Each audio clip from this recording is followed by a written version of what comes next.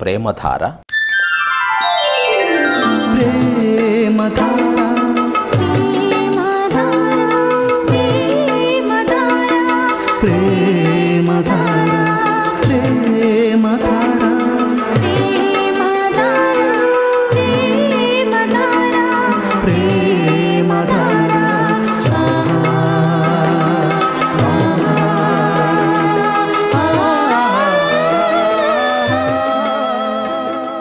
రాకడ ధ్వని.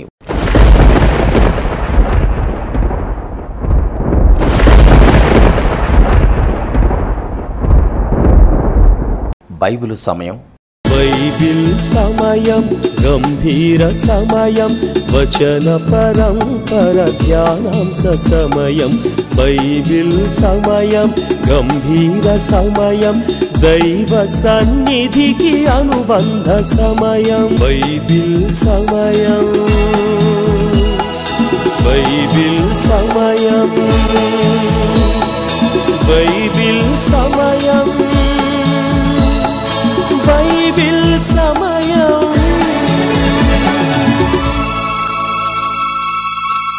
సమాధాన సమయం.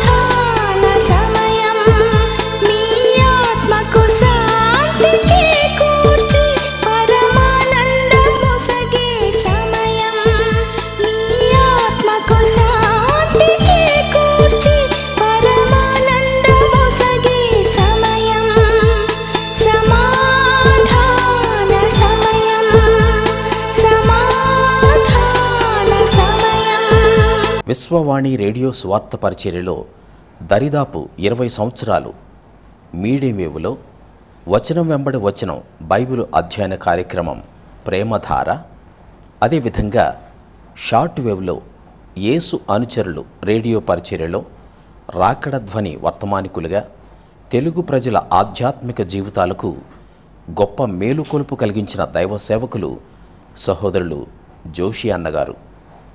దేవుని ఏర్పాటు ప్రకారం టీవీ పరిచర్యలో కూడా బైబిలు సమయం, సమాధాన సమయం కార్యక్రమాల ద్వారా గత 12 సంవత్సరాలుగా ఆయన పరిచర్యలో వాడబడుతూ టీవీలో సహితం ఈ తెలుగు ప్రపంచంలోనే ఎవరూ ఎక్కడా బోధించని విధంగా మొట్టమొదటిసారిగా వచనం వెంబడి వచనం బైబిల్ అధ్యయనం చేస్తూ ఇప్పటి వరకు 16 పుస్తకాలు పూర్తి చేయటానికి దేవుడు తన కృపను చూపారు. ఏదైతే బోధించారో దాని ప్రకారం జీవిస్తూ వచ్చిన సహోదరులు జోషి అన్నగారి సేవా జీవితంలో ఎన్నో ఆత్మలు రక్షించబడ్డాయి. వారి సేవా ఫలితంగా వారి పెద్ద కుమారుడు సహోదరుడు జాన్ స్పర్జన్ గారు సేవలో ఉన్నారు. వారు మీకు సుపరిచితులే. తదుపరి వారి చిన్న కుమారుడు సహోదరుడు భక్త సింగ్ గారు తన యవ్వన జీవితాన్ని ప్రభు సేవకు సమర్పించుకుని పరిశుద్ధాత్మ ప్రేరణతో సమాధాన సమయం అనే కార్యక్రమం ద్వారా దేవుని వాక్యాన్ని ఒక నూతన విధానంలో ప్రధానంగా యవ్వనస్తులను ఉద్దేశిస్తూ బోధించడానికి మీ ముందుకు వస్తున్నారు. ఈ యవ్వన టీవీ వర్తమానికులు సహోదరులు భక్త సింగ్ గారి పరిచర్య విషయమై ప్రార్థిస్తూ ప్రార్థనాపూర్వకంగా ప్రతి వర్తమానాన్ని వినండి, వీక్షించండి. దేవుడు మిమ్మలను ఆశీర్వదించునుగాక. ఆమె. ఈరోజు ఈ కార్యక్రమాన్ని నిర్వహించడానికి సహాయపడిన ప్రియులకు యేసు అనుచరులు అందరము కలిసి హృదయపూర్వక వందనాలు చెల్లిస్తున్నాం. అమ్మా బాబు, మేము మీకు ఏమీ ఇవ్వలేము. మా పక్షంగా దేవుడే మిమ్మలను మీ కుటుంబాలను నిండారుగా దీవించునుగాక. బాగున్నారు కదా? మళ్ళీ నన్ను ఈరోజు వీల్ చైర్లో చూసి చాలామంది ఆశ్చర్యపోతుండొచ్చు. నేను నిన్న వీల్ చైర్లో కూర్చున్నప్పుడు ఒక ప్రయోగంలాగా ఫీల్ అయ్యాను.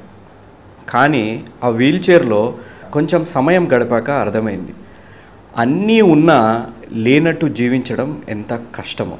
అవును, మన జీవితాలలో కూడా దేవుడు మనకు అన్నీ ఇచ్చాడు. కానీ మనము మన విశ్వాస జీవితాన్ని, మన ఆధ్యాత్మిక జీవితాన్ని చెరసాలల్లో బంధిస్తాం. మనకు ఇవి లేవు, అవి లేవు, మా కుటుంబంలో పరిస్థితి బాగాలేదు, వ్యక్తిగత జీవితంలో పరిస్థితి బాగాలేదు, ఉద్యోగం లేదు, నాకు నా వైవాహిక జీవితంలో పరిస్థితులు బాగాలేదు అనే దాంట్లోనే మనం మునిగిపోయి ఉంటాం. అవన్నిటినీ మన ఆలోచన అనే చెరసాలలో బంధిస్తాం. అవన్నిటి నుంచి మనం బయటకి రావాలి అని అంటే దేవుణ్ణి మన రక్షకునిగా అంగీకరించాలి. పునరుద్ధాన దినం, పరిశుద్ధ దినం. మీరందరూ సంఘాలకి వెళ్ళారా? సంఘాలకి ఏ విధంగా వెళ్ళారు? దేవుణ్ణి ప్రేమించి వెళ్ళారా, లేకపోతే మీ స్వార్థంతో వెళ్ళారా? సంఘానికి వెళ్తే నాకు స్వస్థతలు జరుగుతాయి, నాకు కష్టాలు పోతాయి అనే వెళ్ళారా, లేకపోతే సంఘానికి దేవుణ్ణి ప్రేమించి వెళ్ళారా? అవును, సంఘానికి మనము దేవుణ్ణి ప్రేమించి వెళ్ళాలి. మన జీవితాల్లో ఎన్ని కష్టాలు, ఎన్ని నష్టాలున్నా దానికి జవాబు దొరికేది మన సంఘాలలోనే. కానీ కేవలం మన కష్టాలు ఉన్నప్పుడే, మనకి స్వస్థతలు కలగాలన్నప్పుడే సంఘాలకి వెళ్ళకూడదు. ముందుగా మన ఆధ్యాత్మిక జీవితానికి ఒక స్వస్థత రావాలి. అప్పుడే మన జీవితాల్లో ఉన్న కష్టాలు తొలగిపోతాయి. మన జీవితాల్లో ఉన్న కష్టాలు తొలగాలి అని అంటే దేవుణ్ణి మన సొంత రక్షకునిగా అంగీకరిస్తేనే మనం కష్టాలు మనకి దూరం అవుతాయి. మీరు ఒక్కటి గమనించాలి, లోకము మనుషుని క్రియలు చూస్తుంది, కానీ ఆ క్రియలు వెనుక ఉన్న ఉద్దేశాన్ని దేవుడు చూస్తారు. మీరు ఏ ఉద్దేశంతో మీరు సంఘాలకి వెళ్తున్నారో, ఏ స్వార్థంతో మీరు సంఘాలకి వెళ్తున్నారో దేవుడికి తెలుసు. కాబట్టి మీరు సంఘాలకి వెళ్ళినప్పుడు దేవుణ్ణి ప్రేమించి వెళ్ళాలి. ఎందుకు అని అనగా దేవుడే ప్రేమై ఉన్నాడు కాబట్టి. ప్రార్థన చేసుకో. ప్రేమ కలిగిన మా తండ్రి, పరిశుద్ధమైన మా ప్రవ్వా మరొక పునరుద్ధాన దినాన్ని చూడగలిగే భాగ్యాన్ని మాకు ఇచ్చినందుకు మీకు ఎంతో వందనాలు, కృతజ్ఞతలు చెల్లించుకున్నాం. ప్రవ్వా, మీ యందు విశ్వాసము, మీ యందు నమ్మకంగా జీవించే జ్ఞానాన్ని మీకు ప్రసాదించమని వేడుకుంటున్నాం. ప్రవ్వా, మీ ప్రేమని ఎరిగి పశ్చాత్తాపపడి మీ యందు ఆనందించే జ్ఞానాన్ని కూడా మాకు మీరు ప్రసాదించమని వేడుకున్నాం. ఒక నూతన జీవితాన్ని, నూతన స్వభావాన్ని, నూతన స్వేచ్ఛని మా జీవితాల్లో మీరు ప్రసాదించమని మేము వేడుకుంటున్నాం. ప్రవ్వా, ఏ విధంగా అయితే ఇశ్రాయేల్ దేశస్థులు ప్రవ్వా ఎటు వెళ్ళాలో తెలియని పరిస్థితుల్లో ఎర్ర సముద్రం ముందు నిలబడ్డప్పుడు మీరు ఎర్ర సముద్రాన్ని మీరు చీల్చారు, అదేవిధంగా ప్రవ్వా మా జీవితాల్లో గమ్యం లేనప్పుడు, మా కష్టాలలో దారులు మూసివేసి ఉన్నప్పుడు ప్రవ్వా మీరు ఒక నూతనమైన దారిని మీరు మాకు తెరుస్తారు అనే నమ్మకాన్ని, విశ్వాసాన్ని మా జీవితాల్లో మీరు కలగజేయమని వేడుకుంటున్నాం. వాక్యాన్ని వినే ముందు ప్రవ్వా వాక్యాన్ని వాక్యంలాగా వినేలాగున మమ్మల్ని మీరు నడిపించమని వేడుకుంటూ, ప్రవ్వా వాక్యాన్ని బోధిస్తున్న నాతోని మీరు మాట్లాడి, నేను కాదు కానీ ప్రవ్వా మీరు నా ద్వారా మాట్లాడే విధంగా నన్ను మీరు నడిపించమని వేడుకుంటూ యేసు క్రీస్తు అతి పరిశుద్ధమైన నామం అడిగి వేడుకున్నాం తండ్రి, ఆమేన్. నాతో పాటు ప్రార్థనలో ఆమేన్ చెప్పిన ప్రతి బిడ్డని దేవుడు నిండారుగా దీవించునుగాక. నిన్న నేను ఒక వీడియోని చూపెట్టాను. ఆ వీడియోని మళ్ళీ చూద్దామా? ఇక్కడ మీరు ఒక వీల్ చైర్ చూస్తున్నారు. ఆ వీల్ చైర్లో వస్తున్న మనిషి పేరు నిక్ వాయిజెక్. అతను ఆస్ట్రేలియాలో 1982 జన్మించాడు. అతను జన్మించినప్పుడు అందరూ ఆశ్చర్యపోయారు. ఎందుకని అనుకుంటుండొచ్చు. అతను జన్మించింది కాళ్ళు లేకుండా, చేతులు లేకుండా. తన తల్లిదండ్రులు ఎంతగానో ఆశ్చర్యపోయి మదనపడ్డారు. మీరు ఇక్కడ దృశ్యాలు చూస్తే నిక్ తన చిన్ననాటి నుండే ఇతర పిల్లల వలె ఆడుకోలేడు, ఇతర పిల్లల వలె పరిగెత్తలేడు. అతను తన చిన్నప్పుడు ఒక వీల్ చైర్కే పరిమితమై జీవించేవాడు. అతను పెరిగేటప్పుడల్లా ఇతరులను చూసి ఎంతగానో బాధపడేవాడు. నేను ఎందుకు ఇలా జన్మించాను, నాకు దేవుడు ఇలాంటి జన్మ ఎందుకు ఇచ్చాడు, నేను ఎప్పుడు ఒక వీల్ చైర్కే పరిమితమై జీవించాల్సి వస్తుంది అని ఏ విషయంలో అయినా మనుషుల మీద ఆధారపడి వచ్చేది. తను స్నానం చేయాలన్నా, బట్టలు వేసుకోవాలన్నా, ఎలాంటి పరిస్థితి ఉన్నా అతను మనుషుల మీద ఆధారపడేవాడు. నిక్ తల్లిదండ్రుల యొక్క ప్రేమ, వాళ్ళ విశ్వాసము దేవుని పట్ల అతనిని ఇతర పిల్లల వల్లనే పెంచగలిగేలా చేసింది. అతను ఇతర పిల్లలలాగా స్విమ్మింగ్ చేసేవాడు. ఇతర పిల్లలు ఆడుకునేటట్టు అతను కూడా ఆడుకోవడానికి ప్రయత్నించేవాడు. నిక్ ఏ విధంగా దేవుణ్ణి తన సొంత రక్షకునిగా అంగీకరించుకున్నాడో అతని మాటల్లోనే విన్నామా? నేను 7 సంవత్సరాలుగా బాధపడుతూ ఉండేవాడిని. నేను దేవుడు నన్ను ఎందుకు ఇలా జన్మించాడు, ఎందుకు ఇలాంటి జీవితాన్ని దేవుడు నాకు ఇచ్చాడు అని నేను 7 సంవత్సరాల వరకు బాధపడేవాడిని, నిస్పృహ నిరాశలో ఉండేవాడిని. కానీ నా 15వ ఏట దేవుడు నాతో మాట్లాడాడు. ఏ విధంగా మాట్లాడాడు అనగా, యోహాను సువార్త 9వ అధ్యాయం 3వ వచనం ద్వారా దేవుడు నాతోని మాట్లాడాడు. ఏ విధంగా అయితే దేవుడు ఆ పుట్టి గుడ్డివాడి పట్ల దేవుని ప్రణాళికని చూపెట్టాడు, అదేవిధంగా దేవుడు నా పట్ల కూడా దేవుని ప్రణాళిక చూపెడతాడు అని నేను నమ్మాను. ఆ రోజు దేవుని నా సొంత రక్షకునిగా అంగీకరించాను. నేను ఇక జీవిస్తే దేవుని కొరకే జీవించాలి, దేవునికి మహిమ తెచ్చే విధంగా, దేవునికి ఘనత ప్రభావాలు దేవునికి చెల్లించే విధంగా నేను జీవించాలి అని నేను నిర్ణయించుకున్నాను. ఎన్నో స్కూల్స్, ఎన్నో కాలేజెస్, ఎన్నో సంఘాలు నన్ను సాక్ష్యం పంచుకోవడానికి పిలిచేవి. సడన్గా నా జీవితంలో ఒక మార్పు వచ్చింది. అందరూ నన్ను ఒక ప్రేరేపణగా తీసుకునేవారు. అందరూ నా జీవితం నుంచి ఏదో ఒకటి నేర్చుకునేవారు. కానీ ఒకరోజు నేను ఒక 300 యవనస్తులు ఉన్న స్కూల్కి వెళ్ళి నా సాక్ష్యాన్ని నేను పంచుకుంటున్నప్పుడు ఆ స్కూల్లో ఒక పాప ఏడుచుకుంటూ నా దగ్గరికి వచ్చింది. సార్, నేను ఇన్ని రోజులు నా జీవితంలో దేవుడు నాకు అన్నీ ఇచ్చిన మా తల్లిదండ్రులని నేను వేధించేదాన్ని. నాకు ఇది లేదు, నాకు అది లేదు, నాకు ఇది కావాలి, నాకు అది కావాలని వేధించేదాన్ని. అదేవిధంగా దేవుణ్ణి కూడా నేను దూషించేదాన్ని. దేవుడు నాకు ఎందుకు ఇలాంటి జీవితం ఇచ్చాడు, ఎందుకు ఇలాంటి తల్లిదండ్రులను ఇచ్చాడు అని నేను దూషించేదాన్ని. కానీ మీ జీవితాన్ని చూశాక, మీ సాక్ష్యాన్ని విన్నాక నా జీవితం నేను మార్చుకోవాలని నిర్ణయించాను. దేవుణ్ణి, యేసు క్రీస్తుని నా సొంత రక్షకునిగా నేను అంగీకరించాలి అని నేను నిర్ణయించుకున్నాను అని ఆ పాప నాతో చెప్పాక నేను నా హృదయంలో కలిగిన ఆలోచన, నా సాక్ష్యం ద్వారా ఒక పాప మారగలిగినప్పుడు నేనెందుకు ఒక సువార్తకునిగా మారకూడదు, ఒక ఎవాంజలిస్ట్గా మారకూడదు అని నేను అనుకున్నాను. నేను ఒక పాపని మార్చగలిగినప్పుడు ఎంతోమంది ప్రజలకి దేవుని వాక్యం తెలియని ప్రజలకి దేవుని వాక్యాన్ని చెప్పాలి అని ఆ రోజు నేను నిర్ణయించుకున్నాను. ఆ రోజు నుంచి ఈ రోజు వరకు దేవుడు నన్ను అద్భుతంగా వాడుకుంటున్నందుకు దేవునికి ఎంతో వందనాలు, కృతజ్ఞతలు చెల్లించుకున్నాను. ఏ దేశాల్లో అయితే యేసుప్రభు వారిని నమ్మరో, యేసుప్రభు వారిని వ్యతిరేకిస్తారో ఆ దేశాలలో వెళ్ళి ఎంతోమంది ప్రజలు, లక్షలాది ప్రజలకి దేవుని వాక్యాన్ని చెప్పే భాగ్యాన్ని దేవుడు నాకు ఇచ్చాడు. ఇండియాలో కానీ ఇతర మత దేశాలలో కానీ దేవుని వాక్యాన్ని బోధించే భాగ్యాన్ని దేవుడు నాకు ఇచ్చినందుకు దేవుడికి ఎంతో వందనాలు, కృతజ్ఞతలు నేను చెల్లించుకుంటున్నాను.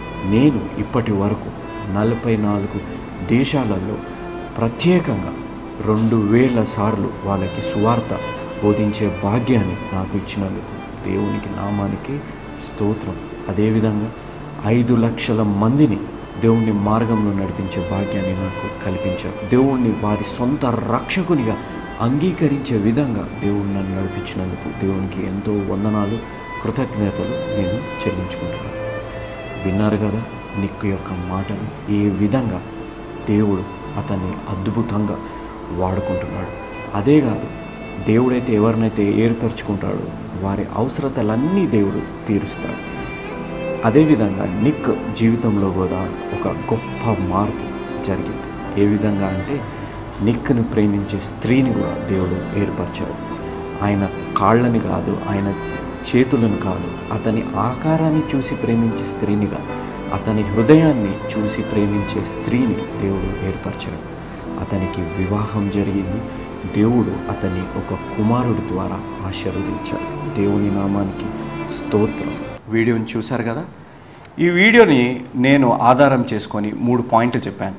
అవును, realization leads to new life, repentance leads to new nature, rejoice leads to new freedom అని. నిన్న మనము ఫస్ట్ పాయింట్ చెప్పుకున్నాం, realization leads to new life అని. ఈరోజు రెండో అంశం, repentance leads to new nature. అవును, 2 కొరింథీ 5:17 కాగా ఎవడైనను క్రీస్తునందున ఎడల వాడు నూతన సృష్టి, పాతవి గతించెను, ఇదిగో క్రొత్త వాయను. అవును, మనము దేవుణ్ణి నమ్ముకున్నప్పుడు నూతన సృష్టి, మనం పశ్చాత్తాపడినప్పుడు మనలో ఒక నూతన స్వభావం మనలో వస్తుంది. ఏ విధంగా అయితే నిక్ జీవితంలో నూతన స్వభావం వచ్చిందో అదేవిధంగా మన జీవితాల్లో కూడా దేవుని యందు పశ్చాత్తాపం కలిగితే ఒక నూతన స్వభావము మనకు కూడా కలుగుతుంది. దేవుడిచ్చిన జీవితాన్ని మనం ఏం చేస్తున్నాం మనం ఆలోచించాలి. మనము మన ఈ జీవితాన్ని లోకం కోసము, లోకస్తుల కోసము వ్యర్థం చేస్తున్నామా? ఏ విధంగా మనము జీవిస్తున్నాం? నాతో పాటు మీరు మత్తయి సువార్త 25:29 మీరు చూడండి. కలిగిన ప్రతివానికి ఇయ్యబడును, అతనికి సమృద్ధిగా కలుగును. అవును, దేవుడు ప్రతి మనిషికి ఒక వరం ఇచ్చారు. ఆ వరాన్ని మీరు వాడుతున్నారు. నాకు తెలిసిన చాలామంది క్రైస్తవులు ఎంతో మంచి మ్యూజిక్ ప్లే చేస్తారు, ఎంతో మంచి పాటలు పాడతారు. కానీ దేవుడిచ్చిన అద్భుతమైన వరాన్ని వారు లోకస్తుల కోసము, లోకాని కోసం వాడుతున్నారు. లేదు, మనం ఎవరి కోసం వాడాలి? ఆ వరం ఎవరిచ్చారు? దేవుడిచ్చారు. ప్రభు అయిన యేసు క్రీస్తు మనకిచ్చినప్పుడు మనము దేవునికి మహిమ తెచ్చే విధంగా జీవించాలి. కానీ ఆ వరాన్ని మనము లోకం కోసం వాడుతున్నాం. కానీ చాలామంది ఆ వరాన్ని వాడుకొని కూడా వాడుకోరు. ఎందుకులే, నాకు ఇది ఒక ఉద్యోగం చేసుకుంటే సరిపోతుందిలే అనే ఉద్దేశంలో ఉంటారు. కానీ దేవుడు ఇచ్చిన వరాన్ని మీరు దేవుడి కొరకు వాడుతున్నారా లేదా అనేది మనము ఆలోచించుకోవాలి.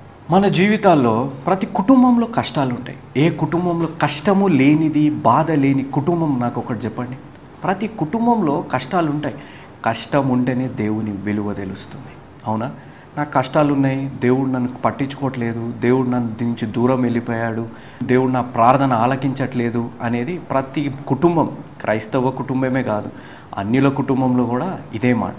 కానీ ప్రతి ప్రశ్నకి జవాబు ఎవరు? యేసు క్రీస్తు. నాతో పాటు మత్తయి సువార్త 11:28 చూడండి. ప్రయాసపడి భారము మోసుకొనుచున్న సమస్త జనులారా నా యొద్దకు రండి, నేను మీకు విశ్రాంతి కలుగజేయుదును అన్నారు. అవును, నా దగ్గరికి రండి అని దేవుడు మిమ్మల్ని పిలుస్తుంటే మీరు వెళ్తున్నారా దేవుడి దగ్గరికి? లేదండి, మా కష్టాలు ఎక్కువ ఉన్నాయి, దేవుడు ఎందుకు ప్రార్థించే సమయమే లేదు మాకు, ఈ కష్టాల నుంచి బాధల నుంచి మాకు సమయం దొరికితేనే కదా దేవుడి దగ్గరికి వెళ్ళేది అని. బ్రదర్, సిస్టర్, అంకుల్, ఆంటీ, మీరు గమనించాల్సింది దేవుడు మిమ్మల్ని పిలుస్తున్నాడు. మీకు ఎన్ని కష్టాలు ఉన్నాయి, ఎన్ని నష్టాలు ఉన్నాయి, మీ కష్టాలలోనే దేవుడు మిమ్మల్ని ఆదుకోవడానికి మిమ్మల్ని పిలుస్తున్నాడు. సొంత తోబుట్టులు కష్టాలు ఉంటే అన్నయ్య, అక్క, నా దగ్గర రండి, మీరు కష్టాలు ఉన్నాయి కదా అని పిలుస్తారా? పిలవరు కదా. కానీ మన దేవుడు గొప్ప దేవుడు, అద్భుతాలు చేసే దేవుడు మనల్ని పిలుస్తున్నాడు. ఈరోజు మనం మన దేవుడి దగ్గరికి వెళ్ళాలి. ఒక మనిషి జీవితాన్ని అడగాడంట, నువ్వెందుకు ఇంత కష్టంగా ఉన్నావు అని. జీవితం ఇచ్చిన జవాబు విని నేను ఆశ్చర్యపోయాను. ఏదైనా సులభంగా దొరికిన దానికి విలువ ఉండదు, కష్టపడి గెలిచిన దానికే ఎక్కువ విలువ ఉంటుంది. అవును, జీవితంలో కష్టాలు నష్టాలు ఉంటేనే జీవితానికి విలువ, జీవనెత్తడానికి అర్థం ఉంటుంది. తండ్రి సంపాదిస్తే కుమారుడు అనుభవిస్తాడు. కానీ కుమారుడికి తెలుస్తుందా తండ్రి పడ్డ కష్టం, ఎంత కష్టపడ్డాడు, ఎన్ని త్యాగాలు చేశాడు? అదేవిధంగా కుమారుడు కూడా కష్టపడితే తండ్రి విలువ తెలుస్తుంది. అవును, దేవుని విలువ, దేవుని ప్రేమ, దేవుని కృప మీకు తెలుసా? మీకు తెలియాలి అని అంటే దేవుని దగ్గరికి మీరు రావాలి. చాలామంది అంటుంటారు, అన్న మేము రక్షణ పొందినాం, మేము ప్రార్థన చేస్తున్నాము, కానీ మా కష్టాలు తీరట్లేదు, మేము ఎన్ని ప్రార్థనలు చేసినా, ఉపవాసాలు ప్రార్థనలు చేసినా, ఎంత నమ్మకంగా ఉన్నా మా కష్టాలు తీరట్లేదే, ఇంకా ఒక కష్టం వెనుక ఇంకో కష్టం వస్తుందే కానీ మాకెందుకు ఈ కష్టాలు పోవట్లేదు అని నన్ను కొంతమంది ప్రశ్నించేవారు. నేను అనేవాడిని, దేవునికి ఆ కష్టం ఏ సమయంలో తీర్చాలి మీరు గమనించాలి. ఏ సమయంలో తీర్చాలి, ఏ విధంగా తీర్చాలి అనేది దేవునికి తెలుసు. కంటికి కనపడని విధంగా, చెవికి వినపడని విధంగా దేవుడు అద్భుతాలు చేస్తాడు. ఆ నమ్మకం మనం కలిగి ఉండాలి. కానీ అన్న నేను నెల రోజుల నుంచి ప్రార్థన చేస్తున్నాను, సంవత్సరం నుంచి ప్రార్థన చేస్తున్నాను అనే మాటలు మనము మాట్లాడకూడదు. దేవుని సమయం పట్ల మనము నమ్మకం కలిగి ఉండాలి. నాకు ఒక పాస్టర్ గారు తెలుసు, అతని కుమారుడు ఆ పాస్టర్ గారు చర్చ్లో యూత్ లీడరు, మంచి పాటలు పాడతాడు, మంచి కీబోర్డ్ ప్లే చేస్తాడు. మా నాన్నగారు ఆ సంఘానికి బోధ చేస్తానికి వెళ్ళినప్పుడు నేను మా అన్నగారు కూడా ఆ సంఘానికి వెళ్ళాం. వెళ్ళినప్పుడు ఆ కుమారుడికి పక్షవాతం వచ్చింది. మేము ఆశ్చర్యపోయాం. 30 సంవత్సరాలు యవనస్తుడికి ఈ వయసులో పక్షవాతం రావడం ఏంటిది అని ఆశ్చర్యపోయినప్పటికీ దేవుని కార్యాన్ని ప్రశ్నించే హక్కు మనకి లేదు అనేది మాకు తెలుసు. అయితే ఆ కుమారుడితో మేము మాట్లాడాం. ఏంటి నాన్న ఎలా ఉన్నావు అంటే, ఆ కుమారుడు మా నాన్నగారికి ఒక ప్రశ్న వేశాడు. అంకుల్, మా డాడీ ఇంత గొప్ప సేవ చేస్తారు, మా కుటుంబంలో ఎందుకు ఇలా జరిగింది, నాకు ఎందుకు ఇలా జరిగింది అని అన్నప్పుడు, ఏ విధంగా అయితే పుట్టి గుడ్డి వాడు దేవునికి మహిమ రావాలని ఆ గుడ్డివాడికి దేవుడు కళ్ళు ఇచ్చాడో అదేవిధంగా నీవి జీవితం ద్వారా కూడా దేవునికి మహిమ తెచ్చే విధంగా నువ్వు కూడా జీవించు అనే మాట నాన్నగారు చెప్పారు. అవును, మీ జీవితాల్లో మీకు అనారోగ్యంతో మీరు బాధపడుతున్నారా? దేవుని మహిమని మీరు అర్థం చేసుకోలేకపోతున్నారా? నాకు పక్షవాతం వచ్చింది, నాకు క్యాన్సర్ వచ్చింది, నాకు డయాబెటీస్ ఉంది, చెప్పుకోలేని రోగాలు నాకు ఉన్నాయి అని మీరు బాధపడుతుంటే దేవుడి మహిమ మీ ద్వారా తీసుకొని రావాలని ఆశపడుతున్నాడు. కానీ ఆ మహిమ తేవాలి అని అంటే ముందు మీరు దేవుని సొంత రక్షకునిగా అంగీకరించాలి. చాలామంది ఈ రోజుల్లో యవనస్తులు ప్రత్యేకంగా నేను చూస్తాను, నేను అందంగా లేను, నేను నల్లగా ఉన్నాను, నేను లావుగా ఉన్నాను, దేవుడు నన్ను ఇలా తయారు చేశారు అని చాలామంది బాధపడిపోతుంటారు. కొంతమంది అయితే డిప్రెషన్లోనే పోతారు. మీరు ఒక్కటి ఆలోచించండి, మనం ఎవరి క్రియ? దేవుని చేతి క్రియ. దేవుడు ఎప్పుడైనా తప్పులు చేయగలుగుతాడా? చేయలేరు కదా. దేవుడు ఇంత గొప్పగా మనల్ని సృష్టించినప్పుడు మీరు అలా బాధపడుతుంటే దేవుని క్రియని మీరు అవమానిస్తున్నట్టే. అవును కదా. మీరు ఎలా ఉన్నా మిమ్మల్ని ప్రేమించే వ్యక్తిని, మిమ్మల్ని ప్రేమించే స్త్రీని దేవుడు సృష్టించాడు. నిక్కు గురించి మీరు ఆలోచించండి. అతనికి చేతులు లేవు, అతనికి కాళ్ళు లేవు, కానీ అతని అవసరతకు తగ్గట్టు దేవుడు ఒక స్త్రీని సృష్టించారు. దేవుని నామానికి స్తోత్రం. అతన్ని ప్రేమించే స్త్రీని దేవుడు సృష్టించాడు. అతని ముఖాన్ని, అతని కాళ్ళని, అతని చేతులని చూసి కాదు, అతని హృదయాన్ని ప్రేమించే స్త్రీని దేవుడు ఏర్పరిచాడు. వాళ్ళకి సంతానం కూడా దేవుడు ఇచ్చాడు. దేవుని నామానికి స్తోత్రం. ఎంత అద్భుత కార్యాలు దేవుడు చేస్తాడు అని అంటే, ఎప్పుడు జరుగుతుంది ఇలాంటి కార్యాలు అని అంటే, ఎప్పుడైతే మీ భారాన్ని మీరు దేవుడి దగ్గర పెడతారో అప్పుడు ఇంత గొప్ప కార్యాలు దేవుడు మీ పట్ల చేస్తాడు. నిక్కు గురించి మనం చూసినప్పుడు నిక్కు ఒక వచనం ద్వారా మారాడు. యోహాను సువార్త 9వ అధ్యాయం 3వ వచనం. అవును, అతను జీవితం ఇతర పిల్లల వలె లేని జీవితం, తల్లిదండ్రుల ప్రేమ, దేవుని కృప పట్లనే అలా జీవించగలిగాడు. అతను ఇతర పిల్లల వలె సాధారణమైన జీవితాన్ని జీవించలేకపోయాడు. పరిగెత్తలేకపోయాడు, ఆడలేకపోయాడు, వేరే ఇతర పనులు, అతని సొంత బట్టలు కూడా అతను వేసుకోలేని పరిస్థితుల్లో ఉండేవాడు. కానీ ఎప్పుడైతే దేవుని అతని సొంత రక్షకునిగా అంగీకరించాడో ఆ రోజు నుంచి అతని పనులు అతనే చేసుకోగలుగుతున్నాడు. మీరు వీడియోను కానీ గమనించి ఉంటే అతని పనులు అతనే చేయగలుగునే స్థితికి దేవుడు అతన్ని తీసుకెళ్ళాడు. మనుషుల మీద ఆధారపడకుండా, మీరు ఈ మాటను గమనించాలి, అతను ఏ మనిషి మీద ఆధారపడకుండా దేవుని మీద ఆధారపడ్డాడు. కాబట్టి అతని మార్గాన్ని సులభం చేశాడు. ఆయన ఎలాంటి జీవితాన్ని జీవించాడు. దేవునికి మహిమ అతని జీవితం ద్వారా ఎంతో మహిమ ఇప్పటికీ కలుగుతుంది. ఆయన ఒక విశ్వాసం, షరతులు లేని విశ్వాసం, నమ్మకం దేవుని పట్ల ఉంచాడు. అన్డివైడెడ్ ఫెయిత్, లోకంలో ఒకలాగా చర్చ్లో ఒకలాగా ఉన్నట్టు కాకుండా ఎల్లప్పుడూ దేవుని పట్ల నమ్మకంగా జీవించడం అతని జయం కింద పెట్టుకొని ఈరోజు వరకు అలానే జీవిస్తున్నాడు. మాలాంటి బోధకులు ఇలాంటి చెప్తుంటే మీకు అనిపిస్తుండొచ్చు, మా కష్టాలు అనుగుణంగా మీరు వెళ్తే మీకు తెలుస్తుంది మా బాధలు, మా కష్టాలు ఎలా ఉన్నాయో, మీకేం తెలుసు, నిలబడి బాగానే చెప్తారులే అని. మా జీవితాల్లో కూడా కష్టాలు ఉన్నాయి, మా జీవితాల్లో కూడా బాధలు ఉంటాయి. కానీ మా బలం, మా శక్తి మా యేసు క్రీస్తు. ఆయనని మా శక్తిగా మేము పెట్టుకున్నాము. కాబట్టి ఎన్ని కష్టాలు, ఎన్ని అవమానాలు మేము ఎదురు చూసినా మా మార్గాన్ని సులభం చేసే దేవుడు మాతో ఉన్నాడు అనే నమ్మకంతోనే మేము జీవిస్తున్నాం. నాతో పాటు మీరు మత్తయి సువార్త 19వ అధ్యాయం 26వ వచనం చూడండి. యేసు వారిని చూచి, ఇది మనుషులకి అసాధ్యమే కానీ దేవునికి సమస్తమును సాధ్యమని చెప్పాను. అవును, మన కష్టాలు మనకు అసాధ్యంగానే అనిపిస్తాయి. ఇంకా నా పెళ్ళి మళ్ళీ రాదేమో, నేను చేసిన తప్పులు బట్టి నా భార్య వెళ్ళిపోయింది, నేను చేసిన తప్పులు బట్టి నా భర్త వెళ్ళిపోయాడు, ఇంకా నా ఉద్యోగం రాదు, ఇంకా నాకు వివాహం జరగదు అని మనుషుడు ఆలోచిస్తాడు. కానీ దేవుడు ఆలోచన ఏంటిది?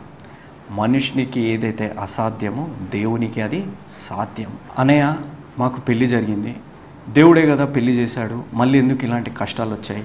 దేవుడే కదా ఒక మార్గం చూపెట్టాడు, దేవుడే కదా నా చదువులో సహాయపడ్డాడు, నాకెందుకు ఉద్యోగం రావట్లేదు, దేవుని ఎందుకు విశ్వాసంతోనే ఉన్నాను కదా నాకు పెళ్ళి జరగట్లేదు అని మీరు ఆలోచించుండొచ్చు. అవును, మీరు ఆలోచించండి. ఇశ్రాయేలు దేశం ఈజిప్టు దేశం నుంచి బయటకు వచ్చినప్పుడు ఎర్ర సముద్రం దగ్గర ఆగిపోవాల్సి వచ్చింది. అప్పుడు మోషే గారితో ఏమన్నారు ఇశ్రాయేల్ దేశస్తులు, మీరు మమ్మల్ని ఈజిప్టు దేశం నుంచి తీసుకొచ్చి ఎర్ర సముద్రంలో చంపడానిక తెచ్చింది అని అన్నప్పుడు, ఎక్కడా దారి లేనప్పుడు, మీరు ఆలోచించండి, ఎక్కడా దారి లేనప్పుడు వెళ్ళడానికి దేవుడు ఏం చేశాడు? ఎర్ర సముద్రాన్ని నిలువున గోడలు వలె చీల్చాడు. అదేవిధంగా ఈరోజు దేవుడు మీకు ఏ దారి లేదా, మీ కష్టాలకి, మీ ఉద్యోగాలకి, మీ చదువులకి, మీకు వివాహం జరగట్లేదని, ఏ దారులు లేవని మీరు భావిస్తున్నారా? మీరు బాధపడకండి. ఏ విధంగా అయితే ఐగుప్తులు ఇశ్రాయేల్ దేశస్తులను వెంబడించారో ఆ విధంగా కష్టాలు మిమ్మల్ని వెంబడిస్తున్నాయా? దేవుడు మిమ్మల్ని కాపాడుతాడు. ఏ విధంగా ఒక ఎర్ర సముద్రంని ఏ విధంగా అయితే చీల్చాడో, ఏ విధంగా అయితే ఒక గోడల వలె ఎర్ర సముద్రాన్ని చీల్చి ఆ ఇశ్రాయేల్ దేశస్తులని క్షేమంగా దాటగలిగేలాగా చేశాడో, ఈరోజు కూడా దేవుడు మీ ప్రతి కష్టాన్ని ఎర్ర సముద్రం వలె చీల్చి ఒక సుఖమైన మార్గాన్ని మీకు వేయాలని దేవుడు ఆశపడుతున్నాడు. మీరు దేవుణ్ణి సంపూర్ణంగా మీరు నమ్మాలి. ఎందుకనగా మీ కష్టాల్లో ఉన్న, మీ సుఖాలలో ఉన్న దేవుని యందు నమ్మకంగా మీరు జీవించాలి. నాతో పాటు కీర్తనల గ్రంథం 120వ అధ్యాయం 1వ వచనం. నా శ్రమలలో నేను యెహోవాకు మొర్రపెట్టి తిని ఆయన నాకు ఉత్తరం ఇచ్చాను. ఎంత గొప్ప వాక్యం అండి. మీరు గమనించండి, మీ శ్రమలలో దేవుని యందు మీరు మొర్ర పెడుతున్నారా? లేకపోతే మొర్ర పెట్టకుండా కంప్లైంట్లు చేస్తున్నారా? నాకెందుకు ఇలా జరిగిందని? ఉత్తరం ఇచ్చే దేవుడు మనతో ఉన్నాడు అనే నమ్మకం మీరు కలిగి ఉండండి. నీ తప్పిదాల వల్ల నీ వైవాహిక జీవితం పాడైపోతే నీ తప్పులు మీరు తెలుసుకున్నారా? మీ తప్పులు కానీ మీరు తెలుసుకొని దేవుని యందు పశ్చాత్తాప పడుతున్నారా? ఒక నూతన స్వభావం మీరు కలిగి ఉన్నారా? అదేవిధంగా నూతన స్వభావం కానీ కలిగి ఉంటే, దేవుని యందు రక్షణ పొంది ఉంటే, యూ విల్ రిజాయిస్, దేవుని యందు ఆనందిస్తారు. మీకు ఒక నూతనమైన స్వేచ్ఛ దేవుడు మీకు కల్పిస్తాడు. అలాంటి స్వేచ్ఛ మీకు కావాలి అనంటే, అలాంటి నూతనమైన స్వభావము మీకు కావాలి అనంటే, నూతనమైన జీవితము మీకు కావాలి అనంటే దేవుని యందు రక్షణ పొందాలి. దేవుడు అద్భుతాలు చేసే దేవుడు, అద్భుత కార్యాలు చేసే దేవుడు. అలాంటి అద్భుత కార్యాలు మీ జీవితాల్లో కలగాలంటే, నీ వైవాహిక జీవితం తిరిగి నీ జీవితంలో రావాలి అనంటే, నీకు ఉద్యోగం రావాలి అన్నా, నీకు వివాహము జరగాలి అన్నా, దేవుణ్ణి నీ సొంత రక్షకునిగా నువ్వు అంగీకరించాలి. ఆయన పరిశుద్ధ రక్తంతోని మీ పాపాలని కడుగుతాడు అనే దేవుడు ఉన్నాడనే నమ్మకం మీకు కలిగి ఉందా? అలా కలిగితేనే ఈరోజు మీ జీవితాల్లో ఒక నూతన జీవితాన్ని, నూతన స్వభావాన్ని, నూతన స్వేచ్ఛని మీరు అనుభవించగలుగుతారు. ఏ విధంగా అయితే నిక్ దేవుని ప్రేమని ఎరిగాడు, ఏ విధంగా అయితే నిక్ దేవుని యందు పశ్చాత్తాపం కలిగాడు, ఈరోజు ఆయన నూతన స్వేచ్ఛని, నూతన ఆనందాన్ని ఆయన జీవితంలో ఆయన పాటించగలుగుతున్నాడు. మీరు ఎందుకు బాధపడుతున్నారు? మనకి తెలియని జీవితాన్ని తెలిసిన దేవుడి చేతుల్లో పెడితే ఏమవుతుంది? అద్భుతాలు జరుగుతాయి, అవునా? రేపేం జరుగుతుందో మనకు తెలీదు, కానీ రేపేమో జరిగినా జరగకపోయినా నా తెలిసిన దేవుడు, నన్ను ప్రేమించే దేవుడి చేతిలో మన జీవితాన్ని పెడితే అద్భుతాలు దేవుడు చేస్తాడు అనే నమ్మకం మనము కలిగి ఉండాలి. ఈరోజు నేను మీకు ఒక పిలుపు ఇవ్వాలని ఆశపడుతున్నాను. దేవుడిని మీ సొంత రక్షకునిగా మీరు అంగీకరించండి. ఒక యేసు అనుచరుడిగా మీరు మారండి. ఎందుకు అనగా యేసు మార్చేది జీవితాలు, మతాలు కాదు. ఈ వాక్యాన్ని నిన్న ప్రతి బిడ్డని దేవుడు నిండారుగా దీవించునుగాక. ఆమేన్. My address 1-1-214/2, flat number 505506. 1-1-214/2, flat number 505506. Prithvi Apartments Extension, Vivek Nagar, Chikkarpalli, Hyderabad 20. దేవుడు మిమ్మల్ని నిండారుగా దీవించునుగాక. ఆమేన్.